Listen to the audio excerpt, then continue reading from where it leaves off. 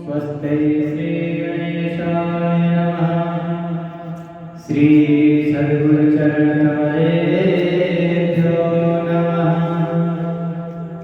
वर्णानामर्थसंहानां रसानां छन्दसामपि मङ्गलानां च कर्तारो वन्दे वाणी विनायको भवानी शङ्करो वन्दे श्रद्धा विश्वासरूपिणो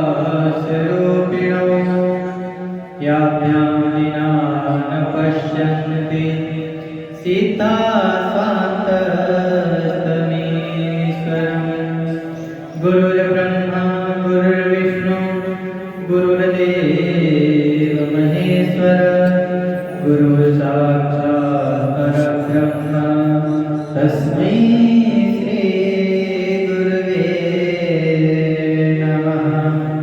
सच्चिदानन्दरूपाय विश्वोत्पत्त्यादिहेतवे तापत्रय विनाशाय श्रीकृष्णाय वयं नमः। यं प्रव्रजन्तमनुपेतमपेतकृत्यं द्वैपायनो विरहकातरया सुहाव पुत्रेति तन्मयतया तं सर्वभूतहृदयं मुनिमानतोऽस्मि। ईश्वरोऽप्यभवद्भिक्षु वामनोऽपि त्रिभिक्रमैः त्रिलोकान् क्रान्तवान् यो वै सः कृष्णः कुरुतात् कृपाम्। स कृष्णः कुरुतात् कृपाम्। कर्पूरगौरं करुणावतारं संसारसारं भुजगेन्द्रहारं सदा वसन्तं हृदयारविन्दे भवं भवानी सहितं नमामि। बोले शंकर भगवान की, हनुमान जी महाराज की, भागवत महापुराण की। ओम परात्पर ब्रह्म अकारण करुणा वरदानय भक्तवांछाकल्पतरु तड़िदित विनिंदित पीताम्बरधारी श्री बालकृष्ण लाल की वाङ्मय प्रतिमूर्ति ये भागवत महापुराण जिसका हम लोग श्रवण कर रहे हैं। हम लोगों ने 7 स्कंद तक इस भागवत जी को श्रवण कर लिया है, भागवतामृत का पान कर लिया है। आज हम लोग 8वें स्कंद में प्रवेश करेंगे। 8वें स्कंद का प्रारंभ ही मनवंतरों से होता है। आप सबको विदित है कि इस काल चक्र में, काल गणना में 14 मनवंतर माने जाते हैं। 14 मनवंतरों का नाम क्रमशः होता है। हम लोगों ने इससे पहले भगवान के भक्तों के चरित्र को श्रवण किया, उसके बाद 4 आश्रमों के बारे में श्रवण किया और कल गृहस्थ आश्रम में रहने वाले गृहस्थ आश्रमियों को क्या करना चाहिए इसका श्रवण किया। आगे जब इतना श्रवण किए, 4 नंबर इतना श्रवण करके तब राजा परीक्षित जी ने भगवान सुखदेव जी से कहा कि हे गुरुवर, आपने जो भगवान के परम भक्त प्रहलाद जी की कथा श्रवण कराया है, उससे हम बहुत प्रसन्न हैं। अब हम स्वयं मनु के वंश विस्तार को सुनना चाहते हैं। जो आगे की कथा यदि आप मुझे योग्य समझे तो सुनाइए। हमने इन्हीं मनु के वंश में उनकी कन्याओं के द्वारा मरीचि आदि प्रजापतियों ने अपनी वंश परंपरा चलाई थी। अब आप हमसे दूसरे मनुओं का वर्णन कीजिए। प्रथम मनु जो स्वयं वो मनु हुए, उनके बारे में तो बता दिए। अब अन्य जो मनु हैं उनका चरित्र सुनाइए। हे गुरुदेव, ज्ञानी महात्मा जिस जिस मनवंतर में महामहिम भगवान के जिन जिन अवतारों और लीलाओं का वर्णन करते हैं, उन्हें आप अवश्य सुनाइए। हम बड़ी श्रद्धा से उनका श्रवण करना चाहते हैं। हम आपके अनन्य भक्त हैं और हम आपके दास हैं। जब 7 दिनों का श्राप मुझे लगा कि 7वें दिन मुझे तक्षक नाग के डसने से मेरी मृत्यु हो जाएगी, मैंने सबसे इसका उपाय सोचा कि 7 दिनों में मोक्ष का क्या साधन है, पर किसी ने नहीं बताया। लेकिन आपकी कृपा से आपने मेरे ऊपर कृपा करके और इस मोक्ष के साधन भागवत का श्रवण करवाया। मैं आपका उपकार तो कभी भूल ही नहीं सकता हूँ। यदि मेरे पर आप प्रसन्न हैं तो मुझे स्वयं वो मनु के बाद के मनुओं का चरित्र सुनाइए। वर्तमान मनवंतर में जो कर रहे हैं और आगामी मनवंतर में जो कुछ करेंगे, वह सब हम सुनना चाहते हैं।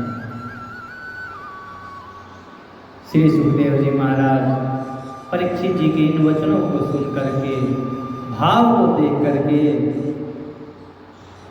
कहते हैं कि इस कल्प में स्वयं भुवन आदि 6 मनवंतर बीत चुके हैं। उनमें से पहले मनवंतर का मैंने वर्णन विस्तार से किया। उसी में देवता आदि का उत्पत्ति हुई थी। स्वयं भू मनु की पुत्री अपूति से यज्ञ पुरुष के रूप में भगवान स्वयं अवतार लिए और धर्म का उपदेश दिए। फिर देवहूति से कपिल के रूप में भगवान अवतार लेकर के ज्ञान का उपदेश किए। भगवान ने उनके पुत्र रूप में अवतार ग्रहण किया। किसके? माता देवहूति के। परीक्षित, भगवान कपिल का वर्णन मैंने पहले 3रे स्कंद में किया है। आपने कपिल भगवान का चरित्र का श्रवण किया। अब भगवान यज्ञ पुरुष ने अकूति के गर्भ से अवतार लेकर के जो कुछ किया है, उसका वर्णन करता हूँ। अब उनका यज्ञ नारायण भगवान कैसे उत्पन्न? परीक्षित, भगवान स्वयं मनु ने समस्त कामनाओं और भोगों से विरक्त होकर के जब राज्य छोड़ दिया और अपनी पत्नी शत्रुपा के साथ सुनंदा नदी के किनारे पृथ्वी पर बैठ करके कुछ दिनों तक तपस्या किया। फिर एक पैर पर खड़े होकर के कुछ दिनों तक तपस्या किया। उसके बाद कुछ दिनों बाद, कुछ समय बाद उसी नदी में जा करके और नदी में खड़े होकर के तपस्या की। खूब तपस्या किए। यह संपूर्ण विश्व और ये विश्व में रहने वाले समस्त चर और चर प्राणी सब उन परमात्मा से ही ओतप्रोत हैं। सब लोग उन्हीं परमेश्वर से घिरे हुए हैं। इसीलिए महाराज मनु तो उन्हीं परमेश्वर को ही चाहते थे, उन्हीं परमेश्वर का दर्शन चाहते थे। परंतु कहते हैं ना, यदि कुछ सत्कार्य करने जाएं तो उसमें बहुत सारे विघ्न पड़ जाते हैं। महाराज मनु तपस्या कर ही रहे थे कि उनको तपस्या करते हुए देख करके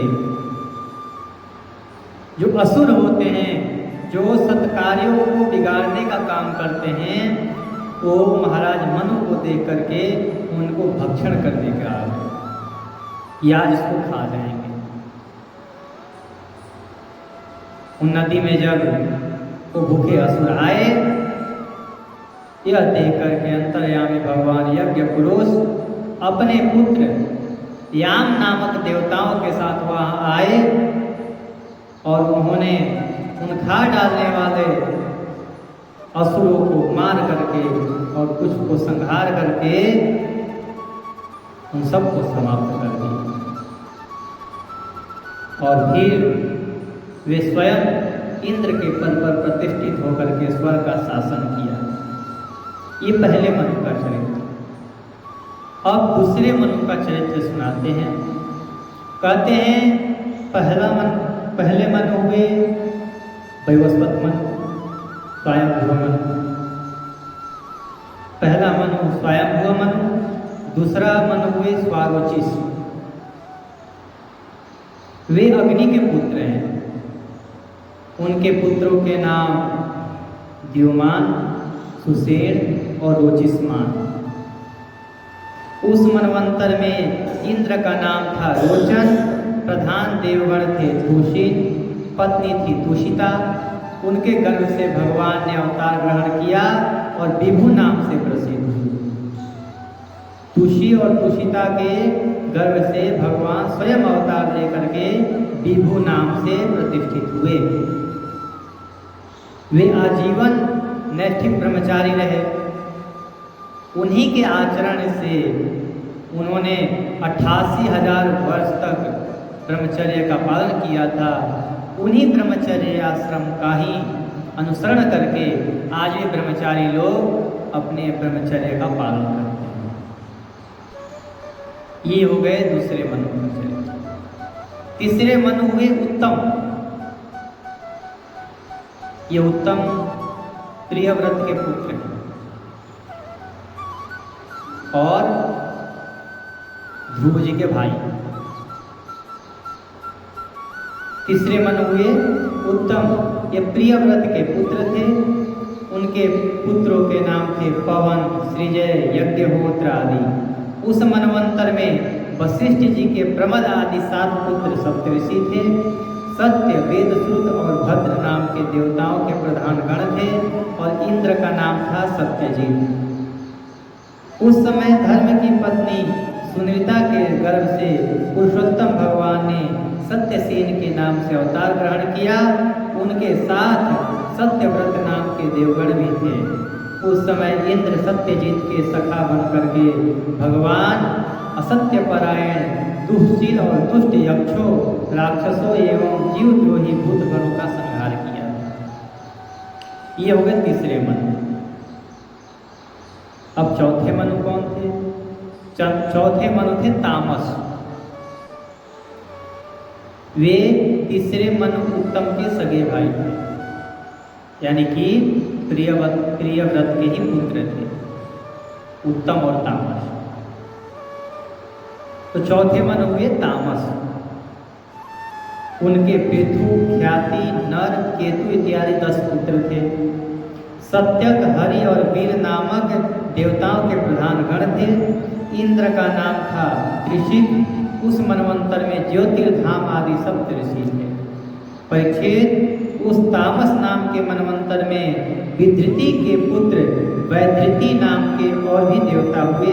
उन्होंने समय के फेर से नष्ट प्राय वेदों को अपनी शक्ति से बचाया था, इसलिए ये वैधृति कहलाए।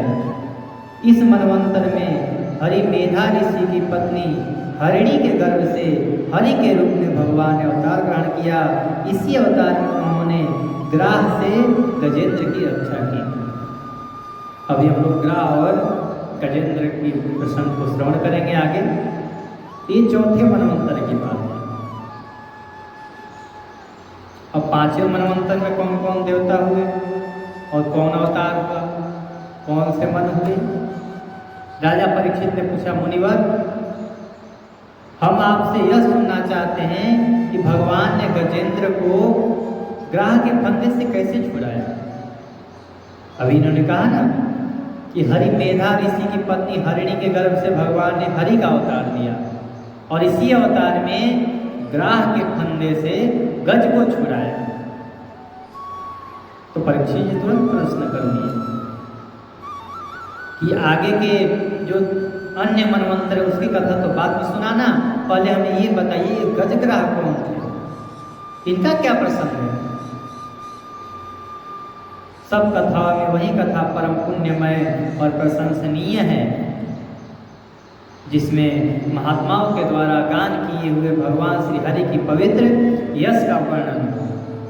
हमें और कुछ नहीं सुनना, हमें तो संतों के द्वारा महात्माओं के द्वारा जो भगवान का चरित्र गाया गया है, हमें उन्हीं चरित्रों को ही श्रवण करना है। सूत जी महाराज कहते हैं कि शौनक आदि ऋषियों, राजा परीक्षित आमरण अनशन पर बैठे हुए हैं। उन्होंने जब सुखदेव जी महाराज से इस प्रकार कथा कहने के लिए प्रेरित किया तब वे बड़े आनंदित हुए और प्रेम से परीक्षित का अभिनंदन करके मुनियों के भरी सभा में गज और ग्राह की कथा सुनाने लगे। अब हम लोग गज और ग्राह की कथा श्रवण करते हैं। सुखदेव जी महाराज कहते हैं कि परीक्षित, क्षीर सागर में त्रिकुट नाम का एक प्रसिद्ध सुंदर पर्वत है। त्रिकुट श्रवण करने में ऐसा लगता है कि 3 कूट जो 3 चीजों से बना हुआ है। वो कितना बड़ा है?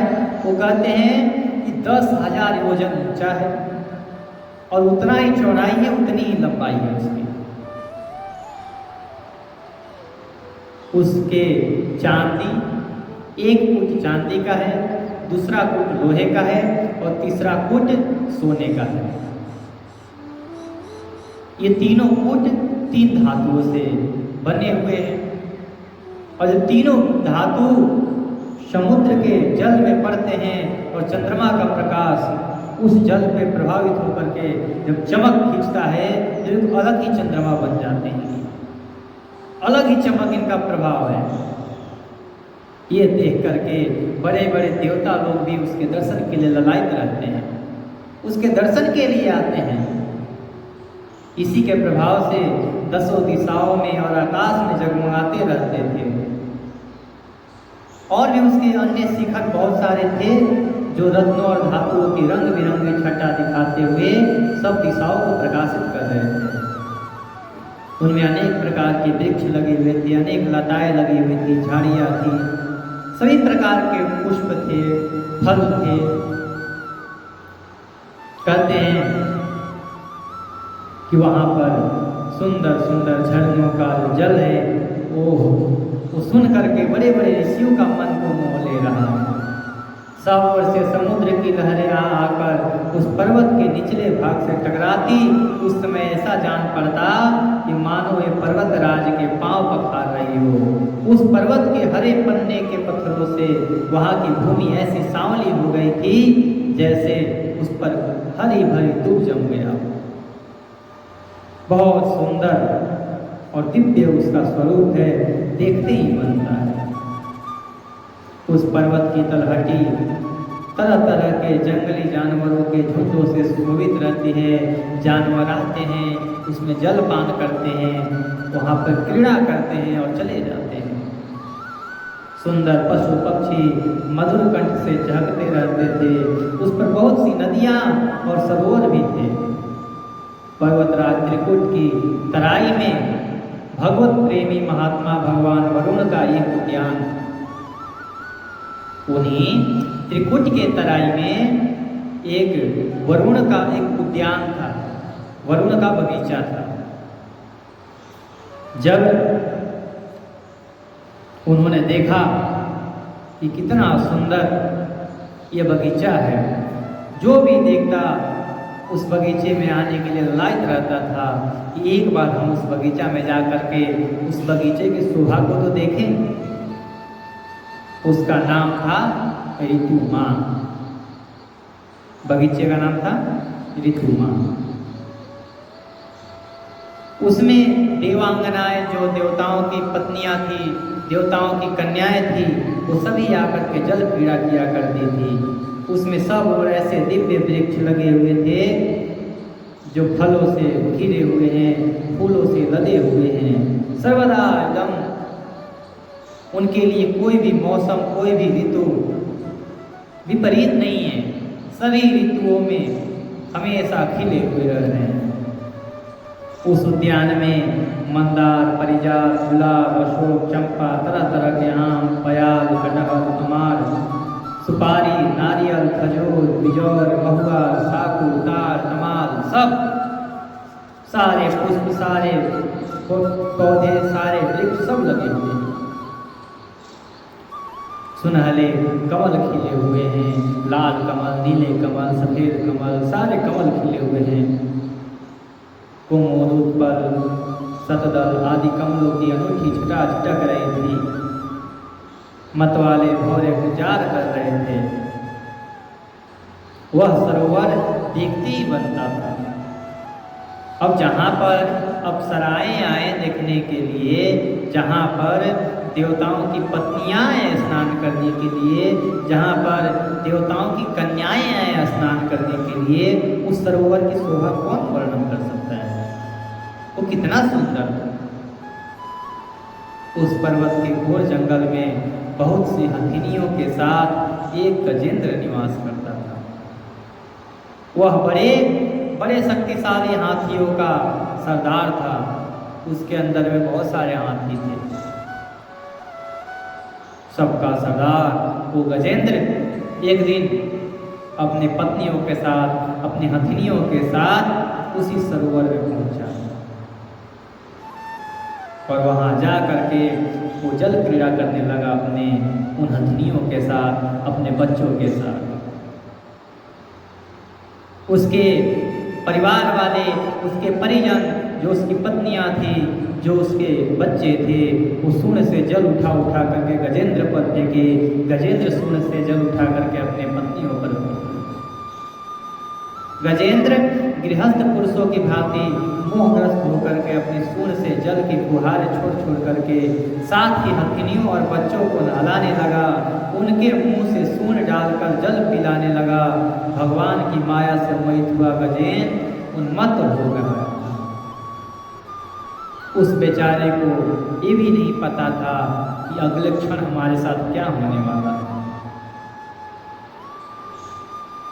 इतनी भारी विपत्ति आने वाली है, उसको खबर ही नहीं थी। उसके सर पर विपत्ति मंडरा रही थी और इतना वो खुश था कि मानो ऐसी खुशी उसको कभी मिली ही ना। सुखदेव जी महाराज कहते हैं कि परीक्षित, गजेंद्र तो खेल करने में मस्त है। गजेंद्र जिस समय इतना उन्मत्त हो रहा था, उसी समय प्रारब्ध की प्रेरणा से एक बलवान ग्राह ने आकर के क्रोध से भर करके और उस गजेंद्र का पैर पकड़ा। इस प्रकार अकस्मात विपत्ति में पड़कर उस बलवान गजेंद्र ने अपनी शक्ति के अनुसार अपने को छुड़ाने की बहुत चेष्टा की। बहुत खींचातानी किया कि मैं छुड़ा लूंगा, परंतु छुड़ा ना सका। जब देखा कि मैं छुड़ाने में समर्थ हूँ, अपने साथियों से गुहार लगाया कि तुम तो मेरे साथी हो, तुम मेरे बच्चे हो, तुम मेरी पत्नियां हो, तुम तो छुड़ाओ हमें। दूसरे हाथी हथिनियों और उनके बच्चों ने देखा उनके स्वामी को बलवान ग्राह जब पकड़ लिया है और अपने बलपूर्वक उस गजेंद्र को खींच रहा है, तो सब घबरा गए। उन्हें बड़ा दुख हुआ। वे बड़ी विकलता से चिघाड़ने लगे। बहुतों ने उसे सहायता पहुंचाने का भी कोशिश किया, परंतु असफल रहे। प्रारब्ध क्या न करवा देगा। गजेंद्र और ग्राह अपनी अपनी पूरी शक्ति लगाने लगे। कभी गजेंद्र उस ग्राह को खींच करके बाहर ला दे सरोवर से, कभी वो ग्राह गजेंद्र को खींच करके जल में ले जाए। जितने साथी थे, जितने उसके बच्चे थे, सबके सब भग गए वहां से।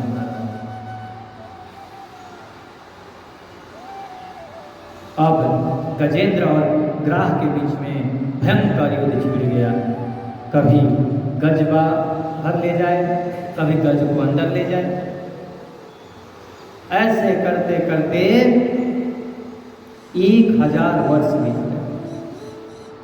1000 वर्ष तक उनका युद्ध चला। दोनों में से किसी को जीत नहीं मिली कि चलो एक ने खींच लिया हो। दोनों अपने मत के कारण, मत्ता के कारण एक दूसरे से लड़ते रहे। यह घटना देख करके देवता भी आश्चर्यचकित रह गए। अंत में बहुत दिनों तक बार बार जल में खींचे जाने से गजेंद्र का शरीर शिथिल हो गया। गजेंद्र हार मान गया कि अब लगता है कि अब नहीं बचूंगा। न तो इसके शरीर में बल रह गया है और न मन में उत्साह है। ये देख लिया कि जिनको मैं अपना मानता था, जिनको अपना पुत्र मानता था, जिनको अपनी पत्नी मानता था, जिनको अपने साथी मानता था, उन्होंने ही सहायता नहीं किया, तो अब कौन सहायता करेगा? उसके मन से जीवन का सारा उत्साह क्षीण हो गया। अब जीने की आशा नहीं रही। शक्ति तो पहले ही चली गई। जो 1000 वर्ष तक युद्ध करे उसके अंदर शक्ति कहाँ से रह जाए? और इधर ग्राह तो जलचर है, जल में रहने वाला है, इसलिए उसकी शक्ति क्षीण नहीं हुई। इधर गजेंद्र उसको बाहर लाता, 2 मिनट के अंदर फिर वो जल में रहता, उसकी शक्ति वापस आ जाती थी।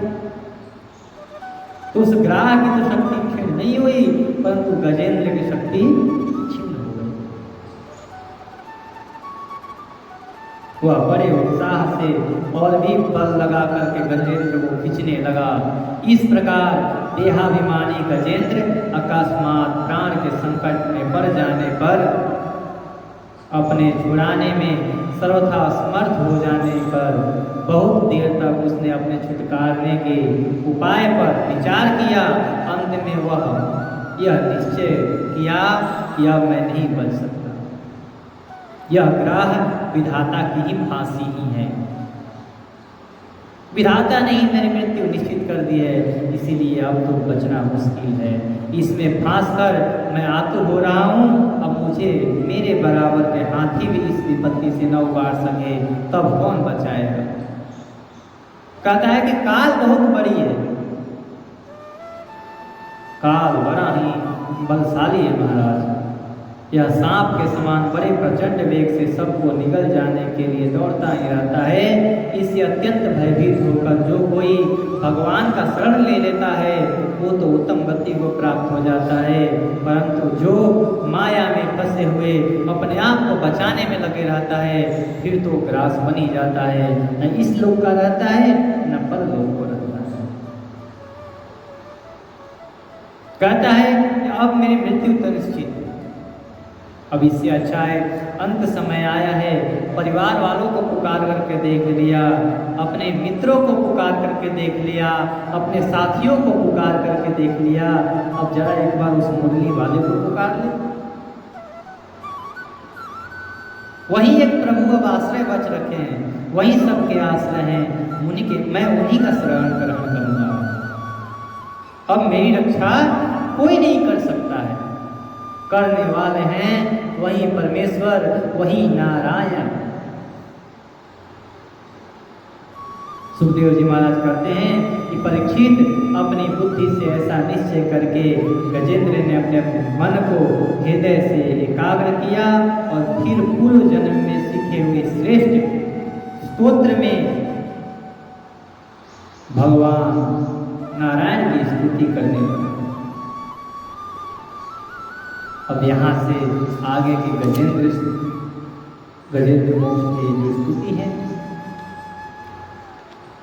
गजेंद्र खूब स्तुति करता है, जैसे कोई दयालु पुरुष फंदे में पड़े हुए पशु का बंधन काट दे, वैसे ही आप मेरे जैसे शरणागतों की इस फांसी को काट देते हैं। हे नाथ, मैं आपके शरण में हूँ, आप रक्षा करिए, रक्षा करिए नाथ, हमें बचा लीजिए। आपकी माया अहम बुद्धि से आत्मा का स्वरूप ढक गया है, इसी से यह जीव अपने स्वरूप को नहीं जान पाता। आपकी महिमा अपार है, उन सर्वशक्तिमान एवं माधुर्य निधि भगवान की मैं शरण देता हूँ। श्री सुखदेव जी महाराज कहते हैं कि परीक्षित, गजेंद्र बिना किसी भेदभाव के निर्विशेष रूप से भगवान की स्तुति की थी, इसलिए भिन्न भिन्न नाम और रूप को अपना स्वरूप मानने वाले ब्रह्मा आदि देवता उसकी रक्षा करने के लिए नहीं आए। सारे देवता आकाश में खड़े होकर के इसको देख रहे हैं, परंतु कोई रक्षा के लिए नहीं आ रहा है। क्यों नहीं आ रहा है? सबको इस बात की इंतजार थी कि एक बार मेरा नाम ले, एक बार नाम ले तो हम जाएंगे बचाने के लिए। सब लोग अपने अपने नाम का इंतजार कर रहे थे, एक बार अनाउंसमेंट तो हो कि किसको बुला रहा है, इतने सारे देवता हैं, कौन जाए आखिर इसके पास इसको बचाने के लिए। सब लोग इसी बात का इंतजार कर रहे थे। उस समय सर्वात्मा होने के कारण सर्वदेव स्वरूप स्वयं भगवान नारायण जी बोले कि देखो, ये चाहे किसी को भी बुला रहा हो, ये चाहे किसी भी देव, हनुमान जी को बुलाए, दुर्गा जी को बुलाए, शंकर जी को बुलाए, नारायण को बुलाए, कृष्ण जी को बुलाए, राम जी को बुलाए, परशुराम जी को बुलाए, काली मैया को बुलाए, चाहे जिसको बुलाए, पर सबका मूल कौन है? सबका मूल तो मैं ही हूं। जाना किसको है? मेरे को। सब लोग अपने अपने नाम का इंतजार करते रहे, पर भगवान गोविंद अपने नाम का इंतजार नहीं किए। विश्व की एकमात्र आधार भगवान ने देखा कि गजेंद्र अत्यंत पीड़ित हो रहा है, अतः उसकी स्तुति को सुन करके भगवान गरुड़ पर सवार होकर के चक्र को धारण करके और बड़ी शीघ्रता से वहां से निकल पड़े। कहते हैं कि गजेंद्र ने गोविंद को देखा, जब उसको कान में भनक पड़ी कि गोविंद आ रहे हैं, तो कहा गो, गोविंद का गो कहा, भगवान गरुड़ लेकर के चल पड़े। महात्माओं का ऐसा चिंतन है कि गोविंद का भी कहने पर भगवान बोले कि गरुड़ भी धीरे चल रहा है, गरुड़ को भी छोड़ दिए। भगवान बोले गरुड़ तुम पीछे से आओ, मैं आगे चलता हूँ। भगवान गरुड़ से उतर कर चल दिए। आज जब उन्होंने कहा कि और लेट हो जाएगा, अभी विलम्ब हो जाएगा, अभी समय नहीं है। भगवान ने कहा मेरे से भी तेज मेरा ये चक्र चलेगा। भगवान बोले कि मेरे से पहले तू जा, और अपने चक्र को छोड़ दिए। भगवान से पहले चक्र जा करके उस ग्रह का काम तमाम कर दिया। हम पुकारने में देर कर देते हैं, भगवान आने में देर नहीं करते। भगवान आने में देर नहीं करते। आकर के भगवान बोल रहे हैं गजेंद्र तुम चिंता मत करो, मैं आ गया हूं। गजेंद्र ने कहा कि प्रभु आप ऐसे ही आ गए, आज पैदल आए हैं, आपका वाहन कहाँ है? बोला मैं पीछे आ रहा है वो, मैं आगे आगे आ गया। भगवान आ करके और उस गजेंद्र की रक्षा की, कष्ट से निवारण किया। वो कष्ट में आ करके भगवान की स्तुति करता है, हे नारायण, हे जगत गुरु, हे भगवान, आपको मेरा नमस्कार है। जब भगवान ने देखा कि गजेंद्र अत्यंत पीड़ित हो रहा है, तब वे एक बार गरुड़ को छोड़कर कूद पड़े और गजेंद्र के साथ ग्राह को बाहर खींच लाए। अब यहां देखिए, ग्राह ने भगवान को नहीं पुकारा, ग्राह ने भगवान को नहीं पुकारा। पुकारा किसने बताइए? गज ने पुकारा भगवान। तो मुक्ति किसकी होनी चाहिए? जिसने पुकारा उसकी मुक्ति होनी चाहिए। पर भगवान आते ही कहते हैं कि गजेंद्र पर पहले ध्यान पड़ा ही नहीं, ग्राह का काम तमाम कर दीजिए, भेज दिए वैकुंठ उसको। ऐसा क्यों किया?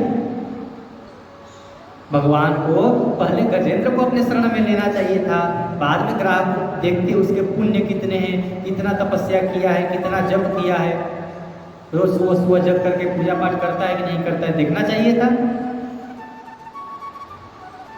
भगवान कहते हैं कि मैं किसी पूजा पाठ से प्रसन्न नहीं हूं, चाहे किसी भी भाव से। ये गजेंद्र तो मेरा नाम ले रहा था, परंतु कब ले रहा था? जब संकट में पड़ा तब। उससे पहले तो खूब परिवार में फंसा हुआ था। अभी कुछ समय पहले की बात है, जब इसको ग्राह नहीं पकड़ा तो उससे पहले क्या कर रहा था? ये बढ़िया से मस्ती कर रहा था अपने परिवार के साथ। और ये ग्राह कोई ग्राह नहीं है, ये ग्राह तो गुरु स्वरूप है। जब आकर के इसको पकड़ा तब इसको ज्ञान हुआ कि गुरुजी ने पकड़ लिया है अब मेरा हाथ, अब मुझे कहीं नहीं जाना, भगवान के शरण में जाना है। बोले कि चेले को बाद में मुक्ति दूंगा, पहले गुरु को मुक्ति दो। गुरु ने किसी न किसी कारण से करके अपने शिष्य को परमात्मा में तो लगाया। चेला तो बाद में जहां जाना है उसको जाना ही है, पहले गुरु को ले चलते हैं। हम लोग ध्रुव चरित्र में भी सुने थे कि ध्रुव जी जब भगवान के पार्षद ध्रुव जी को लेने आए, जब विमान में बैठ रहे थे ध्रुव जी, मन में चिंता थी, मुखमंडल बिल्कुल शांत पड़ा हुआ था। भगवान के पार्षदों ने पूछा कि आप तो वैकुंठ जा रहे हैं, भगवान से मिलेंगे वहां पे, आपका मुखमंडल कुछ प्रसन्न नहीं दिखाई दे रहा है। उन्होंने कहा कि मेरा मुखमंडल कैसे प्रसन्न दिखाई दे? जीवन भर मेरी माता ने मेरा साथ दिया, मेरी माता की कृपा से ही, माता यदि मेरे को आज्ञा ना देती तब मैं वन में जाता ही नहीं, मैं तपस्या करता ही नहीं, मैं भगवान का भक्ति कर ही नहीं पाता।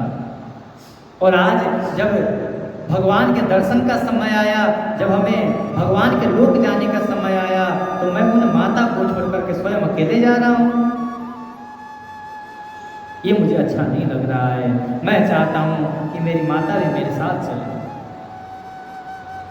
जब इतना ध्रुव जी ने कहा, भगवान के पार्षदों ने मुस्कुरा करके ध्रुव जी से कहा कि ध्रुव जी इसकी चिंता बिल्कुल मत करिए। आप क्या समझते हैं कि आपकी माता आपके साथ जाएंगी? उन्होंने आपके जैसे भक्त को उत्पन्न किया है, आपके जैसे भक्त को ज्ञान दिया है। जिस अवस्था में बच्चों को खिलाया जाता है, उनको लालन पालन किया जाता है, उस अवस्था में कही कि तुम्हारी माता सही तो कह रही है, तुम जाओ भगवान की तपस्या करो, भगवान का पूजन पाठ करो, भगवान तुमसे प्रसन्न होंगे, भगवान स्वयं तुम्हें अपने गोद में बैठाएंगे। वो माता आपके पीछे कैसे रह सकती है?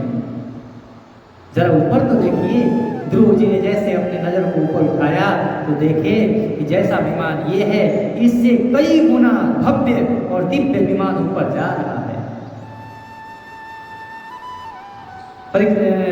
ध्रुव जी ने भगवान के पार्षदों से पूछा कि वो कौन है और वो विमान कैसा जा रहा है, इससे भी दिव्य है। बोले कि उसमें कोई और नहीं, आपकी ही माता जी बैठी, आपसे पहले आपकी माता जी जा रही हैं।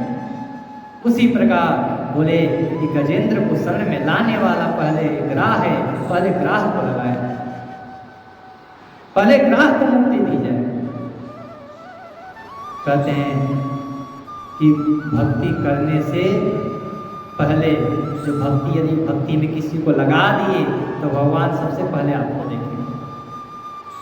जीवन में इतना होना चाहिए कि किसी न किसी को भक्ति में लगाओ,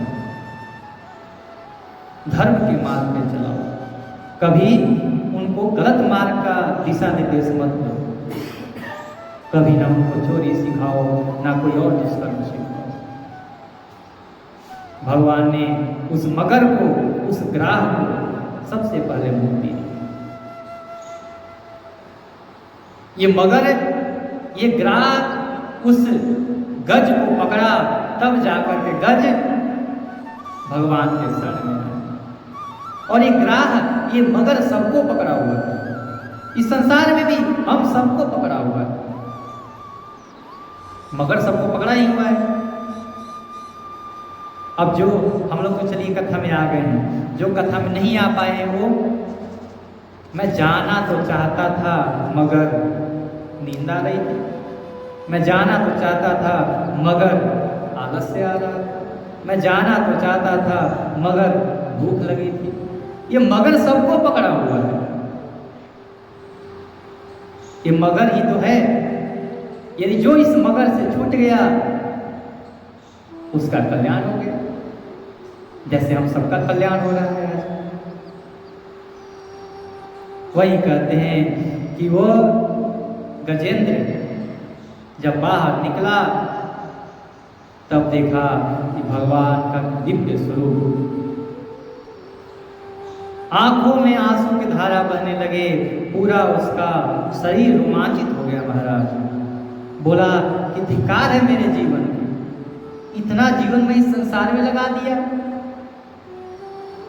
जितना जीवन का समय मैंने इस संसार को दिया उतना समय इस परमात्मा को देता तो पक्का मेरा उद्धार हो जाता है। मेरे एक स्तुति से, एक बार नाम लेने से परमात्मा स्वयं चल के आ गया। महाराज इसके जैसा दयालु कौन होगा? और इनके लिए मैं कुछ करता भी नहीं हूं।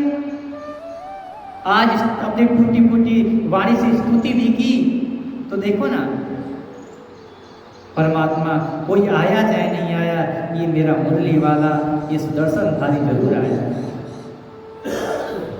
भगवान को प्रणाम करने लगा महाराज। सुखदेव जी महाराज कहते हैं कि परीक्षित, उस समय ब्रह्मा, शंकर आदि देवता, ऋषि और गंधर्व श्री हरि भगवान के इस कर्म की प्रशंसा करने लगे और उनके ऊपर फूलों की वर्षा करने लगे। स्वर्ग में दुंदुभिया बजने लगी, गंधर्व नाचने लगे, सभी लोग प्रसन्न हैं। उन्हीं के गुण और मनोहर लीलाएं गान करने योग्य हैं। भगवान की कृपा पूर्ण स्पर्श से उसके सारे पाप ताप नष्ट हो गए। भगवान ने देखा कि गज युद्ध करते करते बहुत थक गया है, निर्बल हो गया है। भगवान ने उस गज को स्पर्श किया, पहले जैसा था उससे 10 गुना ज़्यादा बल आ गया, उसमें शक्ति बढ़ गई, उसकी योग्यता बढ़ गई, उसके शरीर जो दुर्बल हो गए थे वो पुष्ट हो गए। महाराज उसने भगवान की परिक्रमा करके उनके चरणों में प्रणाम किया और सबके देखते देखते अपने लोक की यात्रा की। गजेंद्र भी भगवान का स्पर्श प्राप्त होते ही अपने लोक को प्राप्त। जब देखे देवता लोग दुंदुभिया बजा रहे थे, उसी समय एक आश्चर्यचकित घटना घटी कि जो ग्राह था, ग्राह के अंदर से एक दिव्य पुरुष उत्पन्न हुआ। दिव्य पुरुष प्रकट होकर के भगवान का परिक्रमा किया, जिसका स्वरूप भगवान के जैसा ही चतुर्भुज रूप का था, पीताम्बर धारण किया हुआ था, मोर मुकुट लगाया हुआ था, मकराकृत कुंडल झलक रहे थे। भगवान का परिक्रमा करके, भगवान की स्तुति करके, भगवान के चरणों में प्रणाम करके और भगवान के लोक को चला गया। इधर गज भी मुक्त होकर के भगवान के स्पर्श से उसे भगवान का ही स्वरूप प्राप्त हो गया। वह पीताम्बरधारी एवं चतुर्भुज बन गया। गजेंद्र कौन था महाराज कि ये ऐसा बन गया? अब इनके पूर्व चरित्र के बारे में बताते हैं कि गजेंद्र पूर्व जन्म में द्रविड़ देश का पांड्य वंशी राजा था। उसका नाम था इंद्रद्युम्न। ये गजेंद्र इंद्रद्युम्न नाम का द्रविड़ देश का राजा था पूर्व जन्म में। और ये राजा अच्छा राजा था, भगवान की भक्ति में लगा रहता था। एक समय इसके विचार में आया और ये अपना सब कुछ छोड़ छाड़ के और तपस्या करने चला गया। तपस्या करने कहाँ गया? मलय पर्वत पर चला गया। वहाँ पे उन्होंने वहाँ पर जटा बढ़ा ली, तपस्वी का वेश धारण कर लिया। एक दिन स्नान के बाद पूजा के समय मन को एकाग्र करके एवं मौन व्रती होकर के वे सर्वशक्तिमान भगवान की आराधना कर रहा था। उसी समय भगवान की कृपा से भगवान के परम भक्त यशस्वी अगस्त्य मुनि अपनी शिष्य मंडली के साथ वहाँ पर आए। उन्होंने देखा कि यह प्रजा पालन करने वाला यह क्षत्रिय है कि बिना गुरु दीक्षा लिए, बिना किसी ऋषि की आज्ञा के और आकर के तपस्या कर रहा है, अपने धर्म से विमुख हो रहा है। तो इसका काम है पूरे राजकाज का पालन पोषण करना, सबका देख रेख करना, और ये आकर तपस्या कर रहा है। अभी तो इसका उम्र नहीं हुआ है और ये आकर तपस्या करने लगा। अपने गृहस्थोचित अतिथि सेवा आदि धर्म का परित्याग करके तपस्वियों की तरह एकांत में चुपचाप बैठकर उपासना कर रहा है। इसलिए वे राजा इंद्रद्युम्न पर क्रोध होकर के उन्होंने राजा को श्राप दे दिया कि इस राजा ने गुरुजनों से शिक्षा नहीं ग्रहण की है, अभिमानवश परोपकार से निवृत्त होकर के मनमानी कर रहा है। जो इसको काम दिया गया है वो अपना काम नहीं कर रहा है और बिना गुरु से दीक्षा लिए ही मनमाना तपस्या कर रहा है। अरे जड़ जा, तू हाथी की योनि प्राप्त कर। अगस्त्य ऋषि का श्राप उस इंद्रद्युम्न को लग गया। सुखदेव जी महाराज कहते हैं कि परीक्षित शाप एवं वरदान देने में समर्थ अगस्त्य ऋषि इस प्रकार श्राप दे करके अपनी शिष्य मंडली के साथ वहां से चले गए।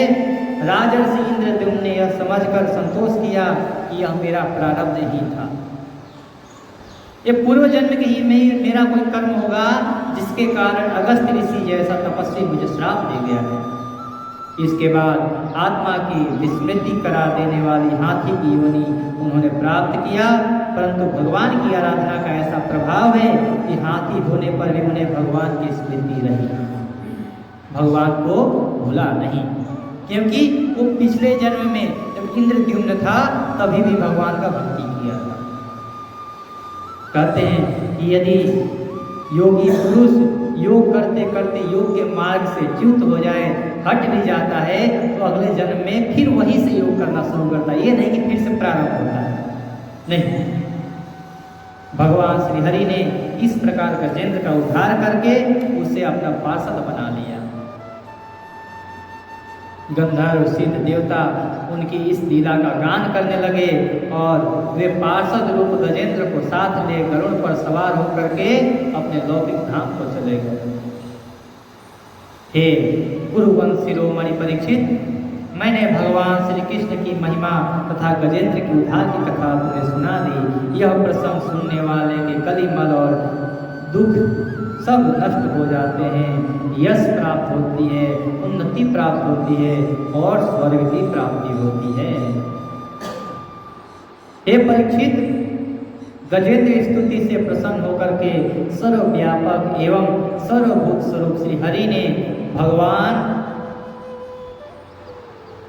अपना स्वरूप उस गजेंद्र को दे करके, अपना दर्शन उस गजेंद्र को दे करके अपने सामने ही उसको अपने लोक को ले गए।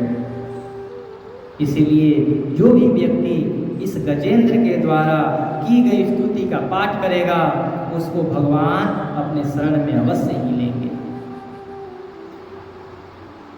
भगवान श्री हरि ने गजेंद्र की स्तुति से प्रसन्न होकर के सर्वव्यापक एवं सर्वभूत स्वरूप भगवान ने सब लोगों के सामने ही उसे यह बात कही।